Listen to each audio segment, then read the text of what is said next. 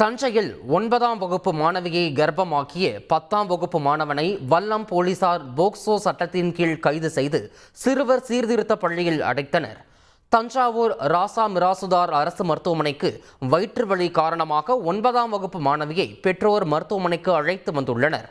மாணவியை மருத்துவர்கள் பரிசோதனை செய்து பார்த்தபோது அவர் கர்ப்பமாக இருப்பதாக தெரிவித்துள்ளனர். சம்பவம் பெற்றோருக்கு பெரும் அதிர்ச்சியை ஏற்படுத்திய வேளையில் சிறுமிக்கு பெண் குழந்தை பிறந்தது.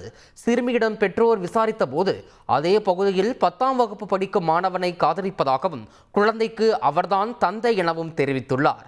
இதனையடுத்து சிறுமியின் பெற்றோர் வல்லம் அனைத்து மகளிர் காவல் நிலையத்தில் புகார் அளித்துள்ளனர். இதனையடுத்து விசாரணையை தொடங்கிய போலீசார் சிறுமியை சீரழித்த 10ஆம் வகுப்பு மாணவனான 15 வயது சிறுவனை போக்சோ சட்டத்தின் கீழ் கைது செய்து சிறுவர் சீர்திருத்த பள்ளியில் அடைத்தனர். சிறுவனால் சிறுமி கர்ப்பமடைந்து குழந்தை பெற்ற சம்பவம் தஞ்சை பகுதியில் பரபரப்பை ஏற்படுத்தியுள்ளது. செய்திகளை உடனுக்குடன் தெரிந்து கொள்ள உடனே சப்ஸ்கிரைப் பண்ணுங்க.